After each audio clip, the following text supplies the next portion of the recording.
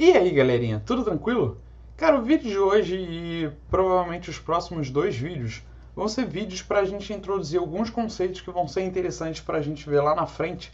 O conceito de Layer 2 ou segundo Layer, eu não sei direito exatamente o que é isso ainda, mas a gente vai chegar lá, beleza?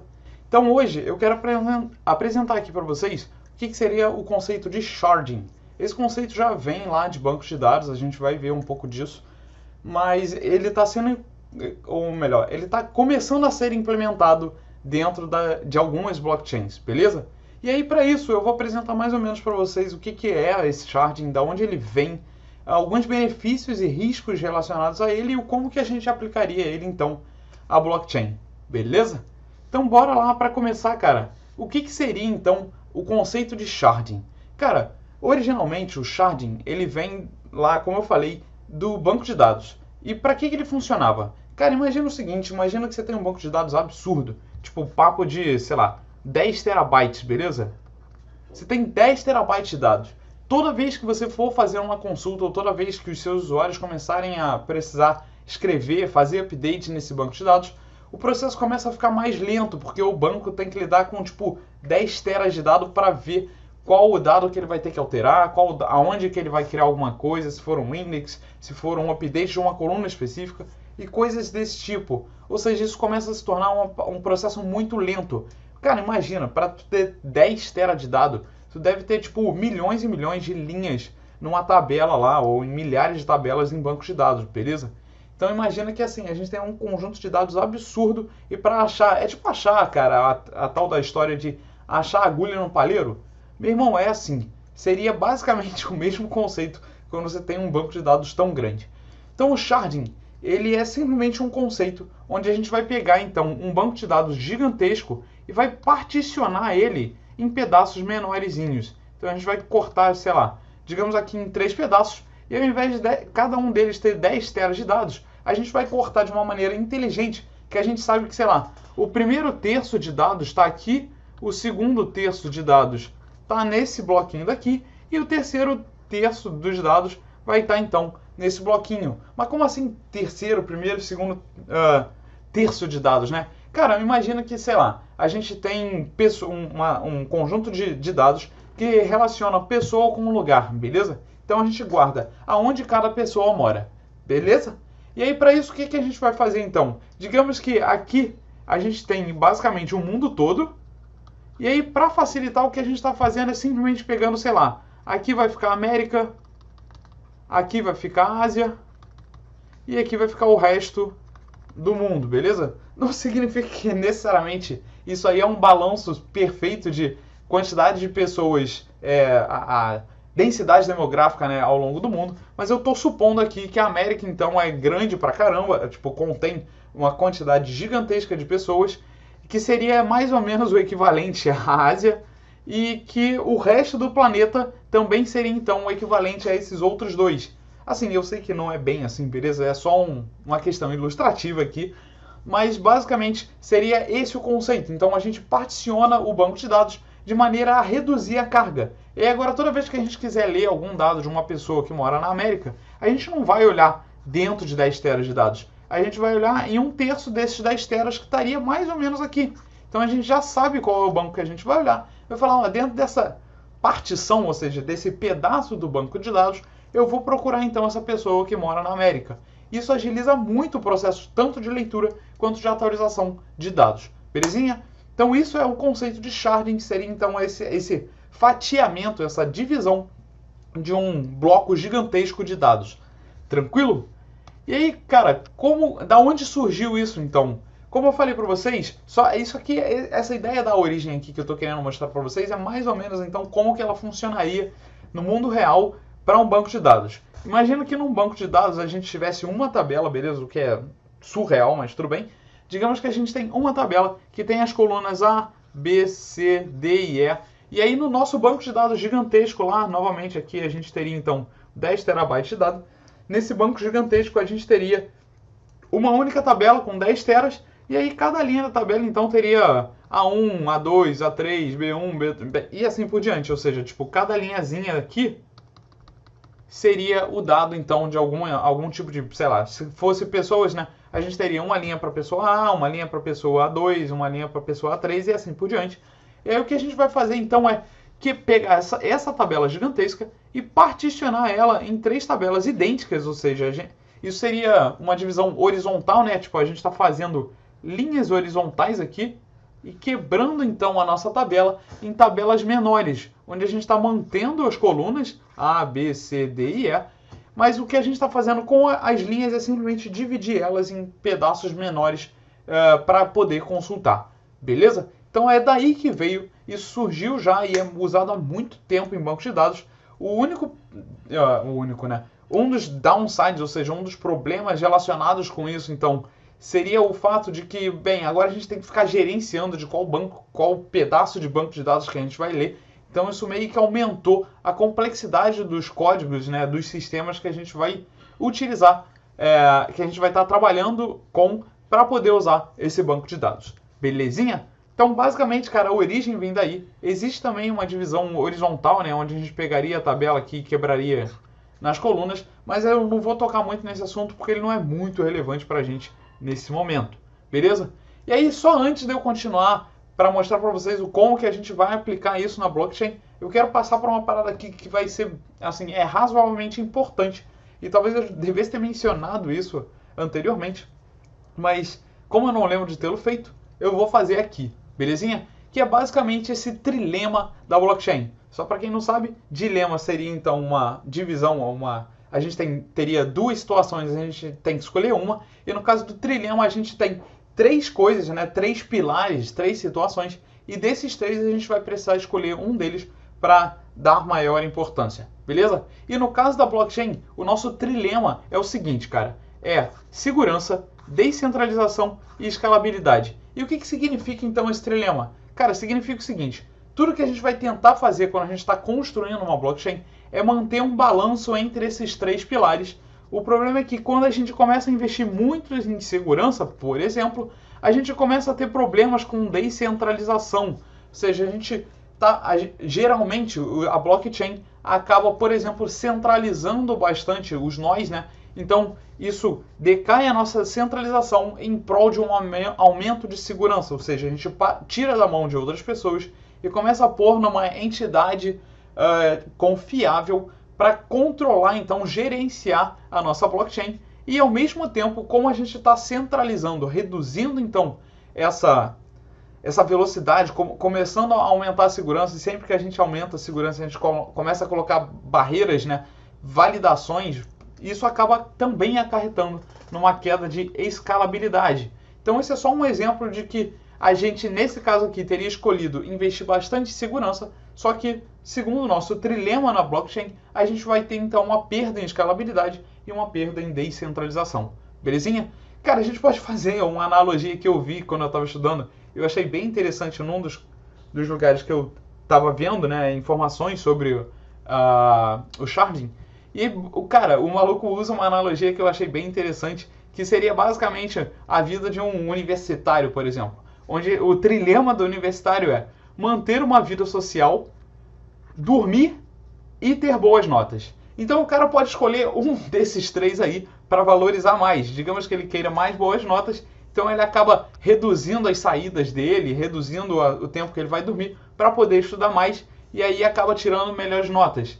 Ao mesmo tempo, se o cara quer ter uma vida social um pouco mais ativa, ele acaba reduzindo um pouco, talvez, a atenção dele nos estudos e no sono para poder ir a mais eventos com os amigos, sair para beber e tal. Então, isso seria uma analogia só para vocês entenderem esse conceito do trilema. E aí, voltando, só para resumir, né, a gente vai ter, então, esse caso de segurança, escalabilidade e descentralização, que vai ser o nosso trilema da blockchain. Então, beleza. Esse é mais ou menos o nosso trilema. E aí, bora então agora tentar aplicar o conceito que a gente estava vendo de sharding dentro da blockchain, só que mantenha um pouco em mente esse conceito então do trilema aí da nossa blockchain, beleza? E aí como que a gente vai fazer então para aplicar esse conceito de sharding na nossa blockchain? Cara, imagina o seguinte, imagina que a gente tem lá uma rede gigantesca, né? Então a gente tem vários e vários blocos, como por exemplo seria o caso da Ethereum. A Ethereum, segunda maior rede, né, do planeta, ao menos até onde eu sei. E, cara, dentro do Ethereum a gente tem trocentos smart contracts rodando, trocentas transações rolando. E aí, o que está acontecendo por causa disso? Mano, o volume de pessoas usando a Ethereum é tão alto, que às vezes, cara, as taxas para tu fazer uma transação, assim, às vezes, né? Isso já aconteceu uma vez, ao menos uma vez. A taxa para tu fazer uma transação chegou a bater $50. Então imagina que tu queria fazer uma transação de, sei lá, $100 para alguém, tu pagou só $50 a mais só para poder fazer essa transação. Imagina quão surreal é essa parada, dado que o conceito da blockchain é justamente a gente poder fazer algumas transações tipo, de maneira barata e rápida, né? Sem se preocupar com aqueles problemas de centralização de banco, blá blá blá, que a gente já discutiu em vídeo anterior. Eu posso até deixar o link aí embaixo, mas, bem, isso foi só para chamar a atenção de vocês do porquê que então a gente gostaria de aplicar isso na blockchain. Como eu estou falando, o caso da Ethereum é um caso real, beleza? Cara, a Ethereum tem realmente trocentas paradas, e aí, tipo, a gente acaba tendo não só um fluxo muito alto de pessoas causando esse aumento nas taxas, como também acaba que as transações parecem começar a ficar mais lentas, porque a aprovação média da Ethereum, se eu não me engano, cara, é de 15 transações por segundo. Ou seja, a gente só tem 15 transações por segundo, mas cada vez mais a gente tem gente pedindo transações, e aí acaba que a nossa pilha de transações está ficando muito grande para a velocidade que a rede hoje consegue lidar para realizar essas transações, beleza? E aí o que então o pessoal da Ethereum está resolvendo fazer e algumas outras blockchains?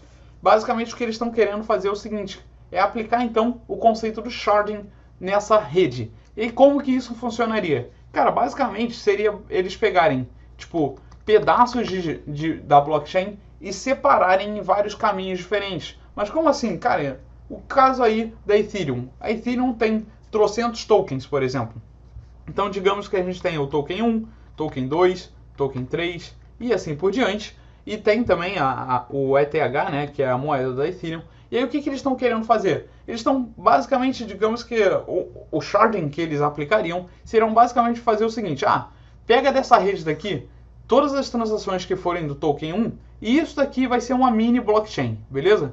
Então isso daqui vai ser uma reprodução pequenininha da nossa rede da Ethereum, tá?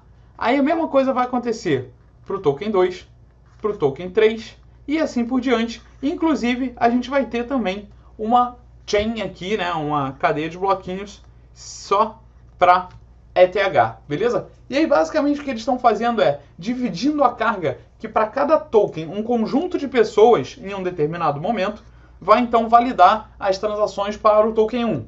E aí, cara, é literalmente tu pegar... Vamos abrir aqui uma parada nova. Digamos que aqui a gente tivesse em paralelo, beleza? Transação do token 1, transação do token 2, transação do token 3, e a ETH, beleza? ETH. E isso aqui, cara, é a rede inteira da Ethereum. Show? E aí, basicamente, o que a gente está fazendo é o seguinte. Pega isso aqui e corta. Pega aqui e corta. Pega aqui e corta. Corta, corta. E aí, Ethereum aqui também corta. E aí, agora o que a gente vai ter são vários bloquinhos aqui. Aqui vai ser token 1. Um outro bloquinho separado, token 2. E assim por diante. Até a gente ter, então, o ETH. Beleza? Então, a gente vai ter vários bloquinhos. E aí, agora, aqui, nessa rede do lado esquerdo, o que a gente tinha é todo mundo trabalhando para validar todas essas transações, beleza? Ou melhor, dado que a gente está no Proof of Work seria assim, mas considerando que a Ethereum está indo para Proof of Stake, a gente teria mesmo assim, tipo, todos os nós, né, trabalhando ou fazendo parte então do Proof of Stake que valida então todas as transações ao mesmo tempo, né? Então aqui a gente tem esse limite de 15 transações por segundo. Só que imagina que agora, para cada pedacinho, para cada mini pedaço desse aqui, a gente tem uma réplica exata da rede inteira, né, do blockchain. Só que agora, ao invés de lidar com todos os tokens, eu estou lidando só com tokens 1. Então eu tenho um conjunto de pessoas que participam da rede Ethereum aqui, aprovando então 15 transações por segundo. Aqui eu vou ter então um outro grupo também aprovando 15 transações por segundo, só que agora só para o token 2. E isso vai se reproduzir então até aqui. beleza? Ou seja, digamos que eu tenha feito isso 64 vezes. Opa, meu Deus do céu. Eu tenha feito isso então 64 vezes. Eu agora, ao invés de ter 15 transações por segundo, eu vou ter então isso aqui. Sim, estou fazendo a conta, beleza? Eu vou ter, cara, 960 transações por segundo agora, onde antes eu tinha para o bloco inteiro 15 transações por segundo, eu agora vou ter 960 transações por segundo. Porque o que eu fiz? Eu peguei todas as pessoas que participam da rede e agora desse grupo inteiro, eu, sei lá, vou pegar um 64 avos e vou falar, ó, vocês, nesse momento, né, para esse bloco agora, vocês vão validar só as transações do token 1, beleza? E aí, nesse mesmo momento, eu vou pegar um outro grupo dentro da rede e vou falar, ó, esse outro grupo vai validar só o token 2. O terceiro grupo vai validar só o token 3. E o último grupo, né, o 64 grupo, o grupo 64, vai então validar só as transações de ETH. E aí a gente vai lá e valida todas essas transações. Depois vai ter algum mecanismo que vai meio que alinhar cada um desses bloquinhos, né? Eles vão precisar se intercomunicar em algum momento para poder falar, olha, essa transação aqui de token 1 aconteceu, né? Essa transação do token 2 aconteceu e assim por diante, né? Isso vai precisar ser feito em algum momento. Eu não achei nenhum lugar que explicasse isso, ao menos não por enquanto, beleza? Mas eu sei que existe um mecanismo que eles vão precisar se comunicar para manter então a rede como um todo aqui coesa, né? Todo mundo se falando, todo mundo mantendo os dados, né? E aí, uma parada que é super interessante é que aqui a gente ganhou velocidade, né? Porque agora a gente tem 960 transações por segundo. A gente reduziu para cada nó que estiver validando então as transações de token 1, agora a gente só precisa armazenar temporariamente os dados da transação do token 1. Então a gente tornou muito mais leve o processamento dessa rede. Porque antes, para os caras poderem validar tipo, uma transação, eles tinham que olhar a rede inteira. Agora, ao invés de olhar a rede inteira de uma vez, eles vão olhar só um pedacinho da rede, que seria um pedacinho relacionado ao token 1, né, nesse caso, e vão validar, então, as transações baseadas nessas informações só do token 1. Então, sei lá, se antes aqui na rede a gente tinha 2 GB de dado, agora aqui a gente vai ter, sei lá, 120 megabytes de dados para poder validar. Então a gente também torna muito mais fácil de processar esses dados.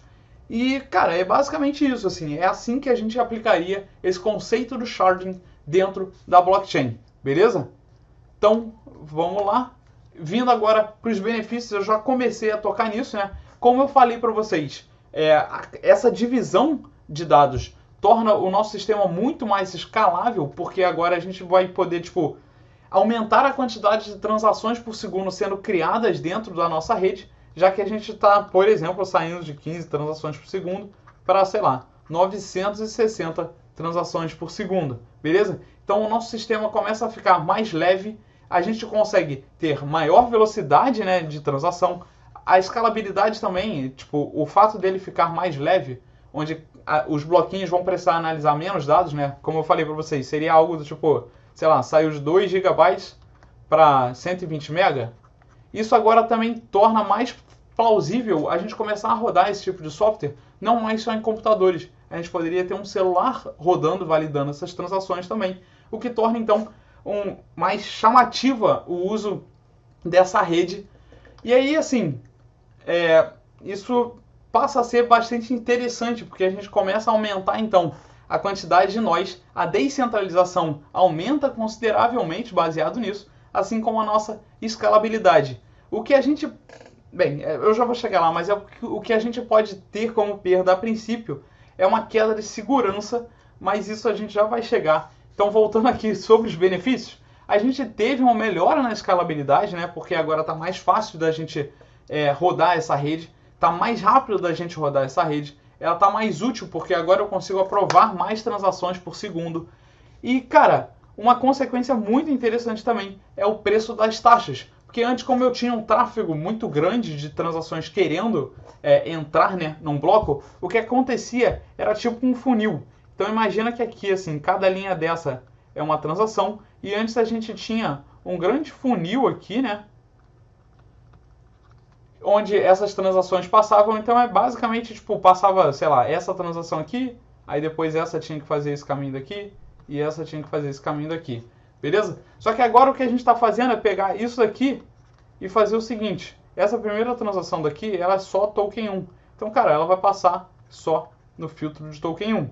A segunda transação seria só token 2. Então, ela vai passar só no token 2. E assim por diante. Então, a gente meio que, tipo, reduziu essa carga, né? Essa fricção, esse problema de aprovação. E isso acaba gerando uma facilidade, né? Uma redução no preço das taxas. Por que que isso causa uma redução no preço das taxas? Bem, porque o Ether, ele tem um sistema muito maneiro. Não só o Ether, mas muitas redes têm um sistema interessante, que seria você bidar, né? Você poder pagar um pouco a mais, aumentar a taxa que você está disposto a pagar para aumentar, tipo, incentivar as pessoas a validarem a sua transação antes das outras, beleza? Então isso acaba, tipo, essa disputa, esse leilão para ver qual transação que vai ser aprovada, tende a fazer com que o preço das taxas fiquem mais altos. Só que como agora a gente está tornando muito mais fácil o processamento dessas transações, o preço esse leilão começa a ter, tipo, menos... Não é que ele tem menos importância, mas ele vai ter um impacto muito menor, porque as pessoas vão estar dispostas a pagar menos, já que, tipo, a transação já é rápida, saca? Por que ele vai pagar mais para adiantar isso? Já é rápido o suficiente, sacou? Então, basicamente, essa taxa então começa a cair também junto do sharding. Aí agora sim, tudo que eu apresentei para vocês até agora é para falar super bem do sharding, né? Como se ele fosse as mil maravilhas e vai solucionar o problema do universo das blockchains. Mas na verdade ele tem alguns problemas e alguns riscos que são relacionados a gente investir nessa tecnologia, né? Em implementar esse tipo de técnica dentro da blockchain.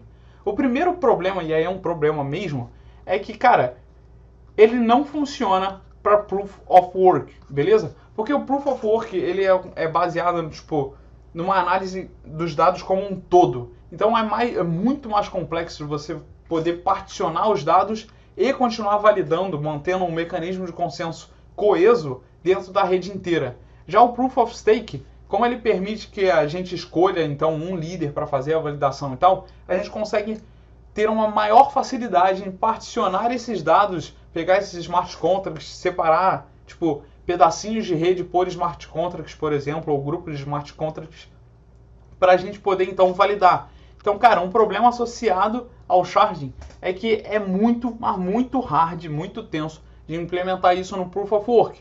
Então, redes que dependem desse mecanismo de consenso vão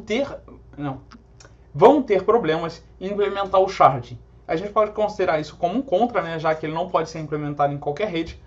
Um outro problema, cara, é um aumento considerável de complexidade. Porque, como eu falei para vocês, agora cada pedacinho desse, cada shard desse, tipo, cada bloquinho de blockchain, cada bloco de bloco, né, vai começar a precisar se intercomunicar de maneira a manter a rede coesa. E, cara, eu mencionei isso, acabei passando meio rápido, mas assim, para cada bloco criado, um conjunto de nós vai ser escolhido. Então, digamos que a gente está no tempo 0, a gente está no T0 aqui, a gente vai ter, tipo, pessoa 1, pessoa 2 e pessoa 3 validando as transações do token 1, beleza?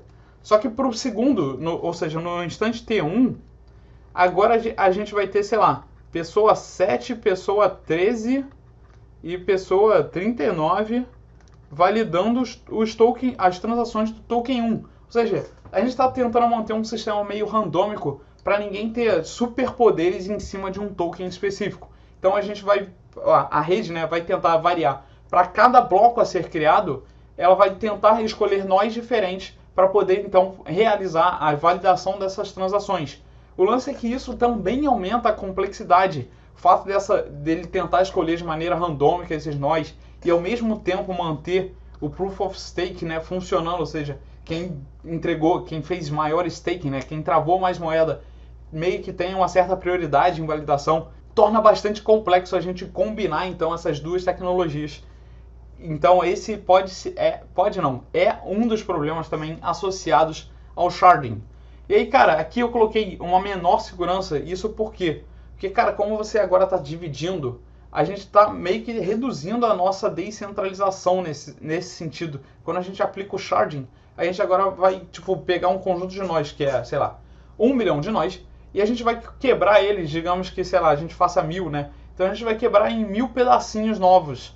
E aí, cara, cada pedacinho novo desse tem menos nós. Então a gente reduziu a gente reduziu a descentralização, ou seja, a gente acabou centralizando um pouco os nós para um token específico, e isso acaba então aumentando o risco de ter algum problema de hackeamento, né, tipo de invasão, ou então um risco também de tipo, digamos que os nós escolhidos para um token específico tenham sido, na maioria deles, de um pool específico também. Então o cara ganha, nem que seja temporariamente, um superpoder em cima daquele token para aquele bloco. E aí isso poderia causar problemas de fraude da transação e etc. Então, cara, existe sim um aumento de risco. Mas assim, esse aumento de risco também, ele não é não resolvível. Inclusive, a rede Ethereum tem um sistema, ou melhor, investiu num sistema, né, pensou num sistema e desenvolveu um sistema para resolver esse problema de segurança da aplicação do sharding.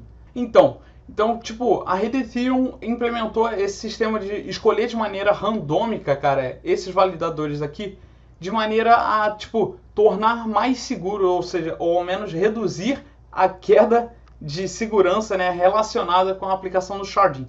Que como agora para cada bloco a gente vai estar escolhendo randomicamente os usuários, fica muito mais difícil deles poderem ganhar superpoderes em cima de um pedaço da rede, ou melhor, da rede inteira, né? Então, tipo, digamos que ele aprovasse uma fraude aqui no tempo T0, né? Ou melhor, pronto, aqui. Digamos que aqui em T0 ele aprovasse uma transação fraudulenta, a gente vai passar em T1, talvez passe reto, né? A transação continue. O problema é que lá para frente, sei lá, digamos que em T7, a rede vai estar tentando ainda utilizar todo esse histórico do token 1, né? Do token 1, para poder validar. E aí o que acaba acontecendo é que, sei lá em T7 a rede vai ver e vai falar, caraca, aqui em T0, mano, alguém, né? Fulano de tal fez uma transação fraudulenta. Então o que eles acabam fazendo é fazer um rollback aqui, e aí eles vão recriar então todos os blocos até T7. Isso eu sei que ficou meio confuso, mas a ideia é que, tipo, o fato de ser randômico, o que eu tô querendo mostrar para vocês é que o fato de ser randômico, a escolha dos nós que vão validar, junto com o conceito do Proof of Stake, torna muito difícil da gente ter um whale. O whale seria grandes corporações que investem em redes, né, de blockchain.